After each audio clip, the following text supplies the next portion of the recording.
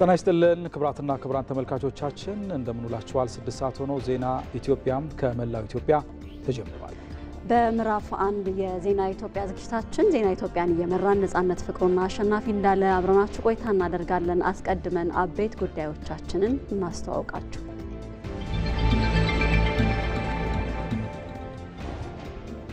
አርቲፊሻል ኢንተለጀንስ በኢትዮጵያም ለኢኮኖሚ እድገት እንዲሁም አገልግሎት አሰጣጥ መዘመን ትልቅ እገዛ እንደሚያደርግ የአዲስ አበባ ከተማ ከፍተኛ አመራሮች ተናገሩ።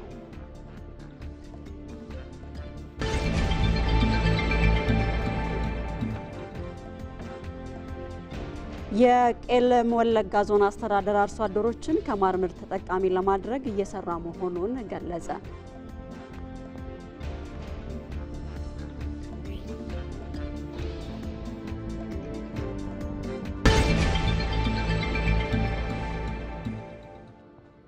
መሶብ የአንድ ማዕከል አገልግሎት በአገልግሎት አሰጣጥ ስርዓት ላይ አዲስ ልምምድ ይዞ መምጣቱን የሲዳማ መሶብ የአንድ ማዕከል ተገልጋዮች ተናገሩ።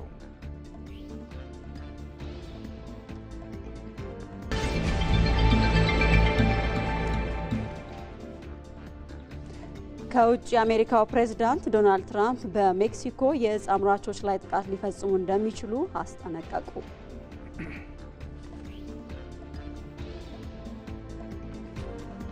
ተመልካቾች ከዚህ ከዋናው ስቱዲዮ ከያዝንላችሁ ዘገባዎች በተጨማሪ ደግሞ በቀጥታ መስመራችን ላይ ተገኝተው ተጨማሪ መረጃዎችን የሚያደርሱን ሪፖርተሮቻችንም አሉ። በ10ኛው የከተሞች ፎረም አጠቃላይ መርሃ ግብር ላይ ምክትል ጠቅላይ ሚኒስትር ተመስገን ጥሩነህ በተገኙበት በአፋር ክልል እየተከናወነ ነው የሚገኘው።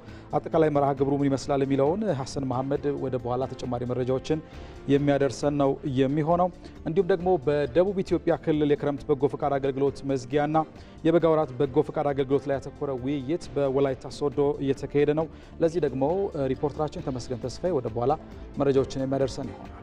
በዜና ኢትዮጵያ ደግሞ በስፖርትና በቢዝነስ ዘገባዎቻችን ባልደረቦቻችን አሚር ጌቱና ነጻነት ጫን ያለው አበይት ጉዳዮችን ያስተዋውቁናል። ጤና ይስጥልኝ እንደምንዋላችሁ ክቡራን ተመልካቾቻችን። በዛሬው የዜና ኢትዮጵያ በርከት ያሉ የቢዝነስ ጉዳዮችን ወደ እናንተ እናደርሳለን። በዋናነት የኢትዮጵያን ኢኮኖሚ ከግብርና ምር ወደ ብዝሃ ዘርፍ ለማሸጋገር እየተሰሩ ያሉ ስራዎችን በተመለከተ ወደ እናንተ አንድ ዘገባ እናደርሳለን። ከዛ ባለፈም የኢሉባቡር ዞን ቡና አምራች አርሶ አደሮች ጥራቱን የጠበቀ ቡና በማምረት የተሻለ ገቢ እያገኙ መሆናቸውን ገልጸዋል። እነዚህንና ሌሎች በርከት ያሉ ጉዳዮችን ይዘን ወደ እናንተ ሰዓቱ ሲደርስ ወደ እናንተ እንደርሳለን። እንደምን ዋላችሁ ተመልካቾቻችን። በዜና ኢትዮጵያ ስፖርት ሰዓታችን ደግሞ የኢትዮጵያ ከ17 ዓመት በታች ብሔራዊ ቡድን በሴካፋ ዞን የአፍሪካ ዋንጫ ማጣሪያ ተከታታይ ድሉን አስመዝግቧል። ይህንን እናነሳለን። ከዛ ውጪ በዓለም ዋንጫ ማጣሪያ የአውሮፓ ሀገራት ቤልጅየምና ስኮትላንድ የዓለም ዋንጫ ተሳትፎን አረጋግጧል ትናንትና ምሽት። እነኝህንና ሌሎች እናነሳለን። አብራችሁ ቆዩ። ተመልካቾች አብራችሁ እንድትሆኑ በአክብሮት ነው የምንጋብዘው። ወደ ቀዳሚው ዜና እናልፋለን። የአዲስ አበባ ከተማ ከፍተኛ አመራሮች የኢትዮጵያ አርቲፊሻል ኢንተለጀንስ ኢንስቲትዩትን ጎበኙ። በጉብኝታቸው ኢትዮጵያ በአርቲፊሻል ኢንተለጀንስ መስክ የፈጠረችው አቅም አገልግሎትን የማዘመን ተግባራትን በላቀ ደረጃ ለመፈጸም የሚያስችላት መሆኑን ገልጸዋል። ኢትዮጵያ በፍጥነት እድገቷን ለማሳለጥ ወደ አርቲፊሻል ኢንተለጀንስ ፊቷን ማዞሯ የሚያኮራት ተግባር እንደሆነም ከፍተኛ አመራሮቹ ገልጸዋል።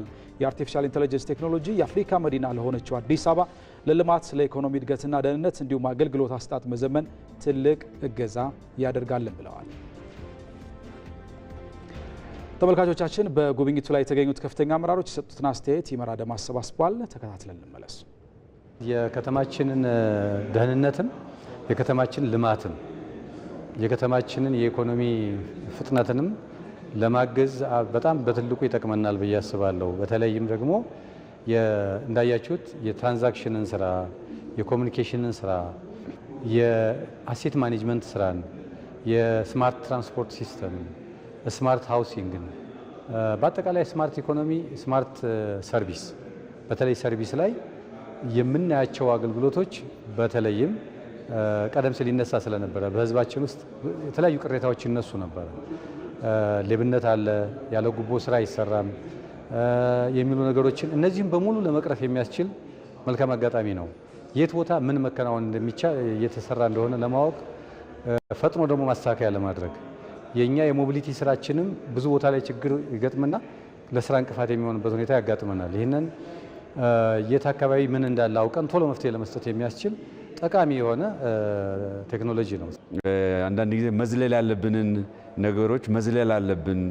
ዓለም የተከተለውን ነገር ሁሉ የምንከተል ሳይሆን ዓለም የደረሰበት ላይ ከሆነ ቦታ ላይም ዘለዛ ላይ መድረስ አለብን ካልነው አንፃር አንዱ የኢትዮጵያ አርቲፊሻል ኢንቴሊጀንስ ስራውና እንቅስቃሴው ያንን የሚያመለክት ሆኖ አይቼዋለሁ። ለእኛ ለአዲስ አበባም ሌት ካሜራ አድቫንቴጅ ይሄ የአርቲፊሻል ኢንቴሊጀንስ የሚሰጠውን አቅም እና አጠቃላይ የስራ እሳቤ እኛም ካሰብናቸው ነገሮች ጋር አንዳንዶቹ ማኑዋል የምንሰራቸው በሰው ጉልበት በሰው እውቀት ብቻ የሚሰሩትን እነዚህ ነገሮች ደግሞ ከመጡልን ይበጥ ያፋጥነዋል።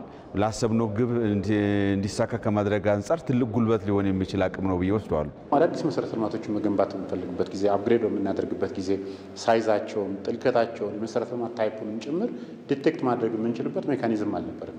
ዛሬ ያየነው ያንን እድል የሚሰጥ ኤግዚስቲንግ መሰረተ ልማቶቻችን የት እንዳሉ የምናውቅበት አዳዲስ መሰረተ ልማቶችን በምንዘረጋበት ጊዜ ከነዛ ጋር ተጣጥመው ተቀናጅተው መዘርጋት የሚችሉበትን አቅም የሚፈጥርልን ቴክኖሎጂ ማየት ችለናል። ሀገራችን በአርቲፊሻል ኢንተለጀንስ ዘርፍ እያስመዘገበችው ያለው ውጤት እጅግ በጣም አበረታች። በዚህ ደረጃ እየተሰሩ ያሉ ስራዎች መኖሩን ባቅም በዚህ ደረጃ መድረሳችንን እርግጠኛ አልነበርኩኝም። ዛሬ ባየሁት ነገር ግን እጅግ በጣም ተስፋ ሰጪ ያደጉ ሀገራት የደረሱበት ደረጃ የደረሱ በርካታ ስራዎችን ያየንበት ሁኔታ ነው ያለው። ሁለገብ በሆነ መልኩ በኢኮኖሚውም በማህበራዊውም አገልግሎት አሰጣጡን በማዘመን ረገድም እንደ ሀገር የጀመርናቸው ስራዎች ውጤታማ በሆነ መልኩ ማሳካት እንድንችል የሚያስችሉ አጋዥ አቅሞች ያየንበት ሁኔታ ነው ያለው። በአማራ ክልል የከፍተኛና መካከለኛ የአመራሮች ስልጠና መሰጠት ተጀመረ። ስልጠናው በመደመር መንግስት እይታ የዘርፎች እምርታ በሚል መሪ ሀሳብ መሰጠት የተጀመረ ሲሆን የብልጽግና ፓርቲ የአማራ ክልል ቅርንጫፍ ጽሕፈት ቤት ኃላፊ ይርጋ ሲሳይ በስልጠና መክፈቻው ላይ ባደረጉት ንግግር የስልጠናው ዓላማዎች አብራርተዋል። በተለይም ደግሞ በአመራሩ መካከል የአስተሳሰብ አንድነት መፍጠር፣ የአመራሩን እውቀት ክህሎትና አቅም መገንባት እንዲሁም ደግሞ በእሳቤዎች ውጤታማነትን ማረጋገጥ መሆናቸውን በዚህ ወቅት አንስተዋል። በመደመር መንግስት የግብርናና የገጠር ትራንስፎርሜሽን፣ በኢንዱስትሪ ዘርፍ እምርታ፣ በከተማ ልማት ዘርፍ እንዲሁም ደግሞ በቱሪዝም ዘርፍ እምርታ በሚሉ 4 ርዕሰ ጉዳዮች ላይ ስልጠናው እንደሚያተኩርም ተናግረዋል። ስልጠናው ዛሬን ጨምሮ ለሚቀጥሉ 9 ተከታታይ ቀናት የሚሰጥ መሆኑም ተመላክቷል። ህብረተሰቡ የመንገድ አጠቃቀሙን በማሻሻል የትራፊክ አደጋን ለመከላከል የድርሻውን እንዲወጣ ተጠየቀ። በምዕራብ ጎጃም ዞን በፍኖተ ሰላም ከተማ ከትራፊክ አደጋ ነፃ የሆነች ከተማ ለመፍጠር እየተሰራ ስለመሆኑም ተገልጿል። ራሄል ፍሬው ተጨማሪ አላት። በፍኖተ ሰላም ከተማ የትራፊክ አደጋ ከፍተኛ ቀውስ ሲያሳድር የቆየ ማህበራዊ ችግር ነው። ለችግሩ የማህበረሰቡ ግንዛቤ ማነስ ዋነኛ ምክንያት መሆኑን ነዋሪዎች ያነሳሉ። ግንዛቤው በጣም ደካማ ነው በወጣቱ ላይ። ምክንያቱም አብዛኛው ወጣት ነው የምታየው አደጋ ይፈጠራል ብሎ ብዙ ግንዛቤ ነው። በቃ ቸለልተኝነት አለ። ወደ እግረኛ መንገድ ከመግባታቸው በፊት መንገድ ላይ ያለውን ተሽከርካሪ ፍጥነቱን በደንብ መረዳት ያስፈልጋል። ተንሸራቶ ሊገጫቸውም ይችላል። እዚህ ላይ እግረኞች ጥንቃቄ ማድረግ ያስፈልጋል። ባጃጅ መያዝ ያለበት የሰው ቁጥር አለ። 3 ሰው ከ3 ሰው በላይ መጫን አልነበረበት። ኢቭን ትርፍ የተጫነ ሰው ትርፈኛው የሚቀጣበት መንገድ ቢኖር ደስ ይለኛል። በግድ ታዲያ ችግሩን ለመቅረፍ የማህበረሰቡን ግንዛቤ የሚያሳድጉ ተግባራት መከናወናቸውን የሚገልጹት የከተማ አስተዳደሩ ትራንስፖርትና ሎጂስቲክስ ጽሕፈት ቤት የመንገድ ደህንነት ቡድን መሪ አቶ አዲሱ አለሙ ከ67 ሺህ በላይ ለሚሆኑ አሽከርካሪዎችና የህብረተሰብ ክፍሎች የግንዛቤ ስራ በመሰራቱ መሻሻሎች መታየታቸውን ይገልጻሉ። ከመንገድ አጠቃቀም አኳያ፣ ትርፍ ከመጫን አኳያ፣ የተሳፋሪ ቅድሚያ ከመስጠት አኳያ፣ የእግረኛ ቅድሚያ ከመስጠት አኳያ ህብረተሰቡ ደግሞ አጠቃላይ ዜብራ እንዲጠቀም፣ እግረኛ መንገድ ይዞ እንዲሄድ፣ ግራውን እንዲይዝ በተለያዩ ባገኘነው አጋጣሚ ሁሉ እንዲሁም በመንገድ ላይ በሚሄዱት ሁሉ ተሳፋሪውን ጭምር ውስጥ በመግባት ማለት ነው ወደ 67429 የሚሆኑ የህብረተሰብ ክፍሎችን አግኝተን በምናገኝበት የግንዛቤ ፈጠራዎችን ሰጠን። በከተማው የተጀመረው የትራፊክ ደህንነት ትምህርት ያመጣው ለውጥ እንዲጠናከርም የሚቀሩ ተግባራት ላይ በትኩረት እንዲሰራ ነዋሪዎች ይጠይቃሉ። እግረኞች ግራ መስመራችን ይዘን መጓዝ አለብን። ስናቋረጥም ዜብራ ላይ ቢሆን ጥሩ ነው። ግን ዜብራዎች ኦብዘርቭ ሳደርጋቸው አብዛኛዎቹ ጠፍተዋልና እንደ መንገድ ደግሞ እነሱን የማጉላት ስራ ቢሰራ ጥሩ ነው ብዬ እንትን እላለሁ። የከተማ አስተዳደሩ ትራንስፖርትና ሎጂስቲክስ ጽሕፈት ቤት ኃላፊ ገደፋው ጌታቸው በማህበረሰቡ የተነሱ የትራፊክ ምልክትና አመላካቾች እጥረት መኖሩን ገልጸው ችግሩ ለመፍታትና በተለይም አሽከርካሪዎች ለእግረኛ ቅድሚያ ከመስጠት ጀምሮ ሊያከብሯቸው የሚገቡ ሕጎችን ማስገንዘብ ላይ በትኩረት እየተሰራ ነው ብለዋል። የቁጥጥር ስራው ከጠዋት 12 ሰዓት እስከ ምሽቱ 12 ሰዓት ስራ እየሰራ እንገኛለን ማለት ነው። ባለፈው አመት ላይ በዚህ ወር ላይ ተቀብቶ ነበረ። አሁን ጠፍቷል ዜብራውና አሁን እንቅስቃሴ የጀመርንባቸው ሁኔታዎች አሉ። በዚህኛው ወር መጨረሻ አካባቢ ለመቅባት አሁን ዝግጅት ላይ ያለ ነው። እንደ ፍኖተ ሰላም ከተማ አስተዳደር የመንግስት ኮሚኒኬሽን ዘገባ የትራፊክ አደጋን ለመከላከል በትምህርት ቤቶች በጎ ፈቃደኛ ተማሪዎችን በክበብ በማሳተፍ ጭምር እየተሰራ ነው። መሶብ የአንድ ማዕከል አገልግሎት በተቋማት አገልግሎት አሰጣጥ ስርዓት ላይ አዲስ ልምምድ ይዞ መምጣቱን የሲዳማ መሶብ የአንድ ማዕከል ተገልጋዮች ተናገሩ።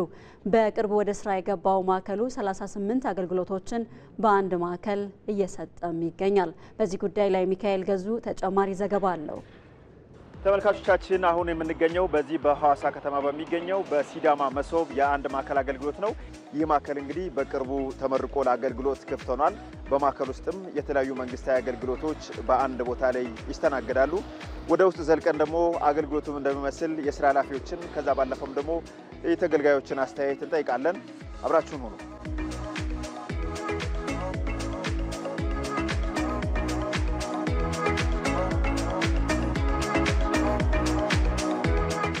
ያስተልኝ እንኳን ደህና ቆየኝ። መልካም አመሰግናለሁ። እስኪ በቅድሚያ ራስን አስተዋውቀን ከዛ ባለፈ ደግሞ በዚህ ማዕከል ያለው አገልግሎት እንደሚመስል ንገረን እስኪ። በዚህ በሲዳማ ዋና ማዕከል ላይ ወደ 38 የሚጠጉ አገልግሎቶች አሉ። እነዚህ የመጀመሪያ ዙር አገልግሎቶች ናቸው። በቀጣይነትም ሌሎች አገልግሎቶች ወደዚህ ማዕከል ለመምጣት የቅድመ ዝግጅት ስራዎቻቸውን እየጨረሱ ይገኛሉ። በተቋማት ደረጃ የሶስት ማዕከል ወይንም ደግሞ የሶስት መዋቅሮች እዚህ ማዕከል ላይ ይገኛሉ። የመጀመሪያው የክልል ማዕከል ተቋማት ናቸው። ሁለተኛው የፌዴራል ተቋማትም እዚህ በማዕከል ተገኝቶ አገልግሎት እየሰጡ ይገኛሉ።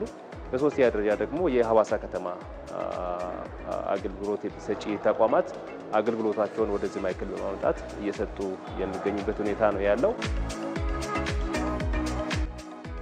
ስራ ከጀመራችሁ እንደው ቢያንስ በአማካይ ምን ያህል ሰው እያስተናገዳችሁ ነው በየቀኑ? አገልግሎት ከጀመርንበት ጊዜ አንስተው ተገልጋዮች እየመጡ አሉ፣ አገልግሎት እያገኙ አሉ። አሁንም ማየት እንችላለን። እስከ ባለፈው ሳምንት ድረስ ከ433 ተገልጋዮችን አስተናግደናል። ፈልገውን አገልግሎት መረጃ ወዲያውኑ የተሰጠኝ ወደ ቦታው መድረስ ያለው በደረስኩኝ ሰዓት ሁሉንም ነገር መስተንግዶን በጥሩ ሁኔታ ማግኘት ችያለሁ። በቴሌብር አገልግሎት እዚሁ ሁሉንም በአንድ ማዕከል መጨረስ ችያለሁ። አንድ አገልግሎት ለማግኘት ድሮ ቢሆን እንጉላለን ነበረ። አንድ ቀን ብቻ አይበቃም፣ ቀጠሮ እየተባለ መጉላላት አለ። አሁን ግን በአጭር ሰዓት ውስጥ በዛ ቢባል 30 ደቂቃ አለ። አጭር ጊዜ ውስጥ አገልግሎቱን እያገኘ ስለሆነ ጥሩ ነው። በሲዳማ መሶብ የአንድ ማዕከል አገልግሎት የነበረን ቅኝት ይህን ይመስል ነበር። ሚካኤል ገዙ ነበርኩ። ያስተልኝ ተመልካቾች፣ ዜና ኢትዮጵያ እንደቀጠለ ነው። አሁን ደግሞ በተለያዩ አካባቢዎች ላይ የሚገኙ ሪፖርተሮቻችን በቀጥታ መስመራችን ላይ ተገኝተው ተጨማሪ መረጃዎችን ወደሚያካፍሉባቸው ጉዳዮች እናልፋለን። የኢፌዴሪ ምክትል ጠቅላይ ሚኒስትር ተመስገን ጥሩነህ መንግስት ከተሞች የብልጽግና ማሳያና የብዝሃ ሀብት ማዕከል እንዲሆኑ በትኩረት እየሰራ እንደሚገኝ ተናገሩ። ምክትል ጠቅላይ ሚኒስትሩ ይህን ያሉት በ10ኛው የከተሞች ፎረም ማጠቃለያ መርሃ ግብር ላይ ተገኝተው ባስተላለፉት መልእክት ነው። የ11ኛው የከተሞች ፎረም እንድታዘጋጅ የቤንሻንጉል ጉሙዝ ክልል ዋና ከተማ አሶሳ ከተማ ተመርጣለች። በዚህ ጉዳይ ላይ ተጨማሪ መረጃ ሊያደርሰን ሁሴን መሐመድ በቀጥታ መስመራችን ላይ ይገኛል። ሁሴን እንደምን ውለሃል? በ10ኛው የከተሞች ፎረም ማጠቃለያ መርሃ ግብር ላይ የተነሱ ሀሳቦች ምንድናቸው? ምክትል ጠቅላይ ሚኒስትሩ ያስተላለፏቸውን ጨምረህ ጠቅላላ አድርገህ ልታደርሰን ትችላለህ? አመሰግናለሁ አሸናፊ። በዛሬው ዕለት በአፋር ክልል ዋና ከተማ ሰመራ ለተከታታይ 5 ቀናት ሲካሄድ የነበረው 10ኛው የከተሞች ፎረም ዛሬ ማጠቃለያ መርሃ ግብር ተካሂዷል። በዚህ መርሃ ግብር ላይ የኢፌድሪ ምክትል ጠቅላይ ሚኒስትር ተመስገን ጥሩነህ፣ የአፋር ክልል ርዕሰ መስተዳድር አወል አርባ፣ የመሰረተ ልማት ሚኒስትር ወይዘሮ ጫልቱ ሳኒን ጨምሮ የፌዴራል ከፍተኛ የስራ ኃላፊዎች፣ የክልል ከፍተኛ አመራሮች እንዲሁም ደግሞ ከ143 በላይ የሚሆኑ የከተማ አስተዳደሮች የፎረሙ ተሳታፊዎችና ከ7000 በላይ የሚሆኑ ኤግዚቢተሮች የተሳተፉበት ማጠቃለያ መርሃ ግብር እንግዲህ ተካሂዷል። በዚህ መርሃ ግብር ላይ መልእክት ያስተላልፉት የኢፌዴሪ ምክትል ጠቅላይ ሚኒስትር መንግስት በተለይ ከተሞች ሁለንተናዊ እድገት እንዲኖራቸውና የብልጽግና ማሳያና እንዲሁም ደግሞ የብዝሃ ሀብት ማዕከል እንዲሆኑ በትኩረት እየተሰራ ይገኛል። እንዲሁም ደግሞ የህብረተሰቡን የኑሮ ውድነት ከመቀነስ አኳያ የስራ አጥነትን ከመቀነስ አኳያ በተለይ ደግሞ በኢንዱስትሪና ቴክኒክና ሙያ ላይ በሰፊው እንዲሰሩና ዜጎች በሀገር ውስጥም ከሀገር ውጭም ደግሞ የስራ እድልን እንዲያገኙ በትኩረት በከተሞች ላይ እየተሰራ እንደሚገኝም ተናግሯል። በተለይ ደግሞ በየከተማው የሚገኙ ሃይማኖቶች እንዲሁም ደግሞ ባህሎች እንዲሁም ደግሞ የታሪኮች በቅርስነት ተጠብቀው ለቱሪስት መስህብነት እንዲያገለግሉ ዜጎች ደግሞ ያላቸውን ሃይማኖት እንዲሁም ደግሞ የተለያዩ ለቱሪስት መስህብ የሚሆኑ እንትኖችን በስነ ስርዓት በመያዝና በአነስተኛ ገቢ ከፍ በማድረግ ማበልጸግና ለቱሪስት ምቹ በሚሆኑ መልኩ መጠቀም እንዳለባቸው ነው መልእክት ያስተላልፉት። በዚህ መርሃ ግብር ላይ ደግሞ የከተማና መሰረተ ልማት ሚኒስትር ወይዘሮ ጫልቱ ሳኒ ባስተላለፉት መልእክት በተለይ የከተሞች ፎረም በየ2 ዓመቱ መካሄዱ ከተሞች ያላቸውን የውስጥ አቅምና ገቢያቸውን እንዲያሳድጉ ትልቅ አቅም መፍጠር ችሏል። እንዲሁም ደግሞ በተለያዩ በመርሃ ግብሩ ላይ የተካሄዱ ፓናል ውይይቶች ከተሞች ፕላናቸውን እንዲያጠናክሩ እንዲሁም ደግሞ ያላቸውን አቅም ከፍ ያደርጉ እንዲሁም ደግሞ በተለይ መሰረተ ልማት ላይ አረንጓዴ ልማት ላይ በትኩረት እንዲሰሩ ትልቅ አቅም የፈጠረ መሆኑን እንግዲህ አንስቷል። እንዲሁም ደግሞ የክልሉ ርዕሰ መስተዳድር አወል አርባ መጨረሻ ላይ ባስተላለፉት መልእክት እንዲሁም ይሄ የከተሞች ፎረም መካሄዱ በክልሉ ተቀዛቅዘው የነበሩ የኢኮኖሚ እንቅስቃሴዎች እንዲሁም ደግሞ የከተሞችን የእርስ በርስ ግንኙነት ከማጉላት አኳያ የጎላ ሚና እንደነበረው ጠቅሷል። በመርሃ ግብሩ ላይ እንግዲህ በ5 ቡድኖች ተከፍለው ራሳቸውን እንዲያስተዋውቁ የከተማ ገበያን እንዲያስተዋውቁ በነበረው ውድድር ላይ በ5 ቡድኖች ውስጥ አዳማ ከተማ እንዲሁም ደግሞ ጂማ ከተማ እንዲሁም ደግሞ ኢንሴሆ ከተማ እንዲሁም ቡታጅራ ከተማ ከ5 ቡድኖች ውስጥ ተሸላሚ ሆኗል። በዚህ መርሃ ግብር ላይ ራስን በማስተዋወቅ በኤግዚቢሽኑ የጎላ ሚና ከነበሩ ከተሞች ውስጥ የሸገር ከተማ ልዩ ተሸላሚ ሆኖ ተሸልሟል በመርሃ ግብሩ ላይ። እንዲሁም ደግሞ በአጠቃላይ ይህ መርሃ ግብር ከመጀመሪያ ጀምሮ እንዲሳካ ጥሩ ሚና ለተጫወቱ አካላት የምስጋና መርሃ ግብርም ተካሂዷል። በአጠቃላይ 11ኛው የከተሞች መርሃ ግብር እንድታዘጋጅ የቤንሻንጉል ጉሙዝ ዋና ከተማ አሶሳ ተመርጣለች ማለት ነው። እስካሁን የነበረ መረጃ ይመስላል። ቀጣይ የ7 ሰዓት ዜና ውጃ ላይ ደግሞ ተጨማሪ መረጃ ይዘን መንገናኝ ይሆናል። ለመረጃዎቹ እናመሰግናለን። ጥሩ ቀን ይሁንልህ። ወደ ሌላ ዜና አለፍን። በደቡብ ኢትዮጵያ ክልል የክረምት በጎ ፍቃድ አገልግሎት መዝጊያና የበጋ ወራት በጎ ፍቃድ አገልግሎት ላይ ያተኮረ ውይይት በወላይታ ሶዶ ከተማ ተካሂዷል። በዚህ ወቅትም የበጎ ፍቃድ ስራን ማህበራዊ መስተጋብር ለማሻሻል በሚያስችል ሁኔታ ተግባራዊ ማድረግ እንደሚያስፈልግ የደቡብ ኢትዮጵያ ክልል ርዕሰ መስተዳደር ጥላውን ከበደ ተናግረዋል። እዚህ ጉዳይ ላይ ቆይታ እናደርጋለን። በዚህ ጉዳይ ላይ ተጨማሪ መረጃ ሊሰጠን ሪፖርተራችን ተመስገን ተስፋዬ በቀጥታ መስመራችን ላይ ይገኛል። ተመስገን እንደምን ውለሃል? በተለይ በጎ ፍቃድ ስራዎች በተለይ ማህበራዊ መስተጋብርን እንዲያሻሽሉ ምን መሰራት አለበት የሚለውን ብትነግረን መረጃዎችን ከሌሎች ጋር አካተ።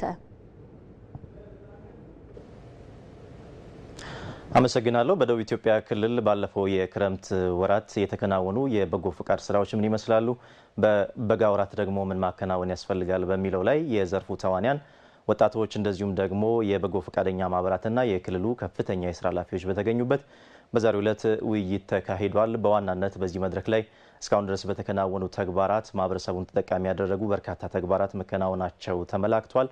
8.3 ሚሊዮን የማህበረሰብ ክፍልን ተጠቃሚ ያደረገ ስራ መከናወን መቻሉን ነው የደቡብ ኢትዮጵያ ክልል ሴቶችና ማህበራዊ ጉዳይ ቢሮ ኃላፊ ወይዘሮ ካሰች ኤልያስ በዚህን መርሃ ግብር መክፈቻ ላይ ያነሱት።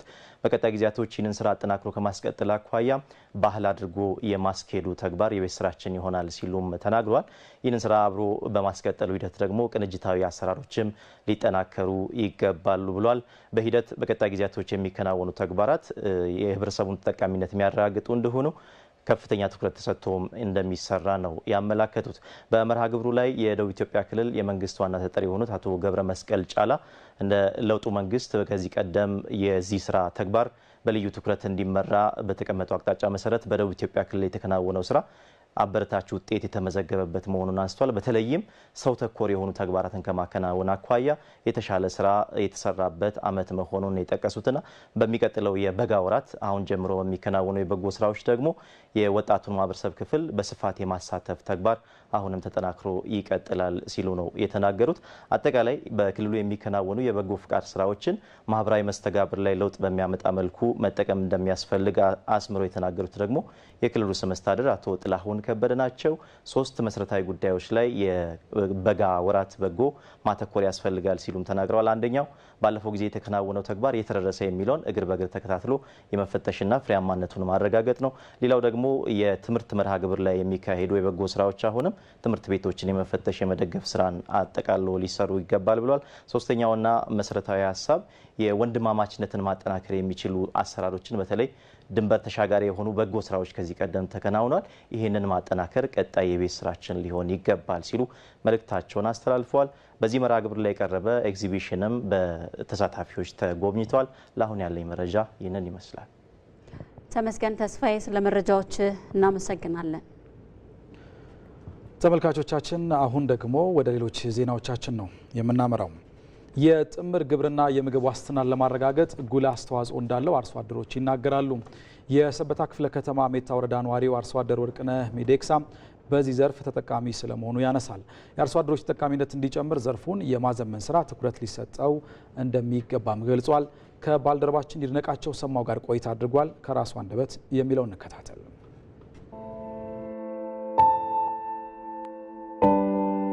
ስሜ ወርቅነህ ሚዴክሳ ይባላል።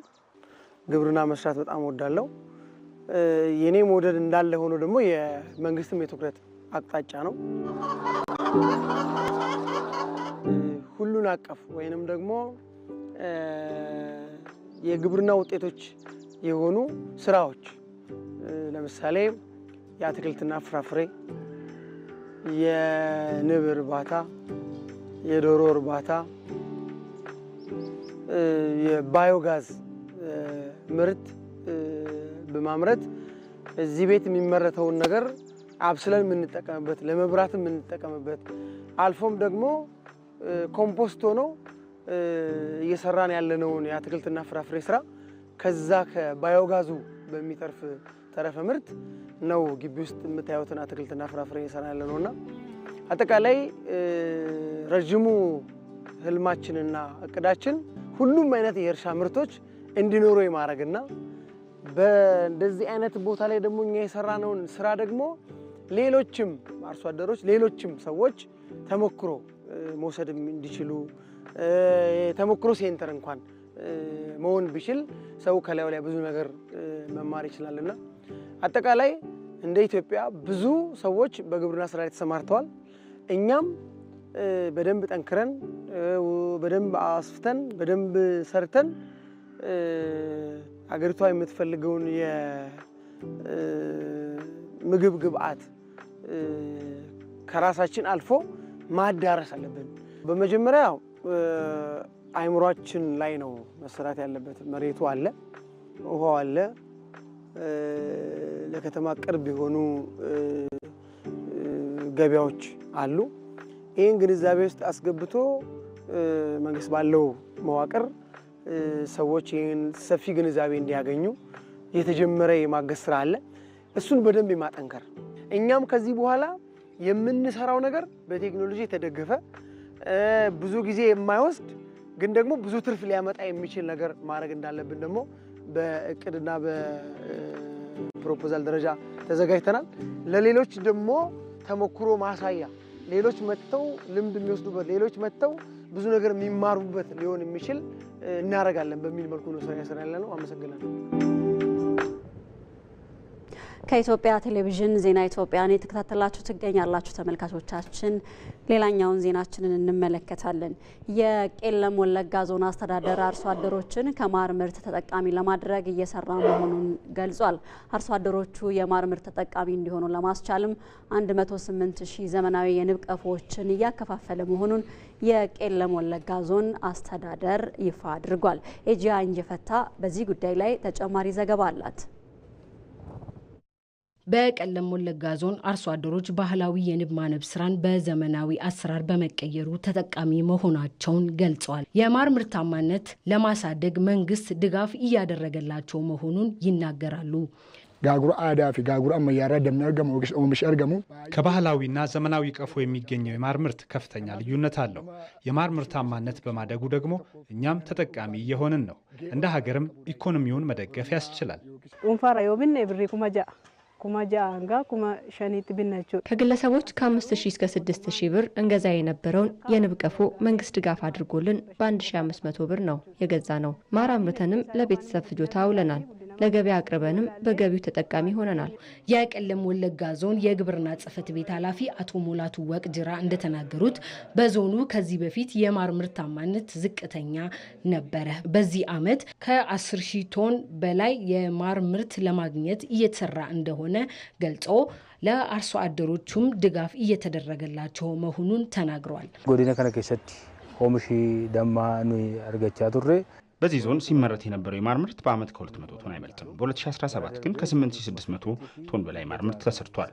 በዚህ ዓመት ደግሞ 10400 ቶን ለማግኘት እየሰራ እንገኛለን። በዞናችን ለማር ምርታማነት ብዙ አመቺ ነገሮች አሉ። አርሶ አደሩም በዚህ ስራ ላይ በስፋት ለመሳተፍ ፍላጎት አለው። በተለይ በአረንጓዴ አሻራ በለሙ አካባቢዎች ለአርሶ አደሩ ድጋፍ በማድረግ የንብ ማነብ ስራ በትኩረት እየተከናወነ ነው። የማር ምርታማነት በመጨመር አርሶ አደሩን በገቢ ተጠቃሚ ለማድረግ የሀገር ኢኮኖሚ ለማሳደግ በትጋት እየተሰራ መሆኑን የቄለም ወለጋ ዞን አስተዳዳሪ ገመቹ ጉርሚሳ ገልጿል። ጥየፈና ከኛ ጉዳ ጋጉራ ማያረት ጎኔቶ ጆቻ ጅራ ትልቁን ትኩረታችንን ዘመናዊ የንብ ቀፎ ላይ አድርገን እየሰራን ነው።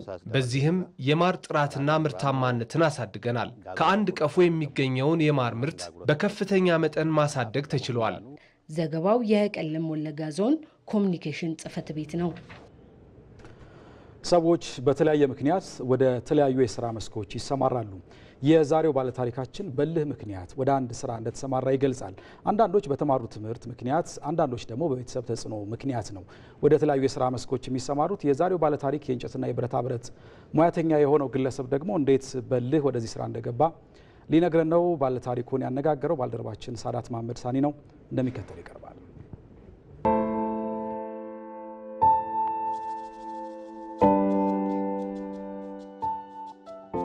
ስሜ መካ በድሩ ይባላል። የሲትራ ፈርኒቸር ስራ አስኪያጅ ወይም ባለቤት። የኤሌክትሮኒክስ ባለሙያ ነበርኩኝ መጀመሪያ። ከኤሌክትሮኒክስ ባለሙያነት የሆነ እንጨት ቤት ላይ ትእዛዝ አዛለኝ። የሆነ ትእዛዝ አዘዝኩኝ። ያንን ትእዛዝ በአግባቡ ሊሰጡኝ አልቻሉም። ኤሌክትሮኒክስ መጎርጎር መሰለክ ወይ ሁላ የሚል ትችት ተቸብኝ። ጠዋት ተጣላን። ማምሻው አካባቢ ምናምን እኔ አዲስ አበባ ነኝ። ሙሉ ፈርኒቸር ቱል እያነበብኩ ነው። ወግል ላይ አየሁኝ ይዤ መጣ። ከ15 ቀን በኋላ ወደ ስራ ገባ። ከዚህ በፊት እኔ አንድን ቀን እንጨት ስራ ላይ ወይም ብረት ስራ ላይ ገባለሁ ብዬ አስቤ አላውቅም። ያ እቺ ቁጭት ነው ምንሰራቸው ወይም ደግሞ የውጭ እቃዎችን በመተካት ነው ትልቁ ስራችን። የውጭ እቃዎች ሲባሉ የቢሮ ሼልፎች፣ ጠረጴዛዎች፣ አትራኒዮስ ቴብሎች፣ እነዚህ በሙሉ ኢምፖርትድ ከሆኑት ይልቅ እኛ ጋር የተመረጡት የተሻሉ ናቸው ወይም ደግሞ ዶላርን ይተካሉ ብለን በጣም ዘመናዊ ነገሮችን እየሰራን ያለን ነው። ለተለያዩ ለክልል ቢሮዎች፣ ለዞን ቢሮዎች፣ ለከተማ አስተዳደሮች እንዲሁም ለወረዳዎች፣ ለቀበሌዎች እያመረትን ያለ ነው። ለ23 ቋሚ ሰራተኛ የስራ እድል ፈጥረናል። ወጣ ገባ ደግሞ ወይም በኮንትራት የሚሰሩ 7 ሰራተኞች አሉ። በአጠቃላይ ደምሮ ወደ 30 ሰራተኛ አለን።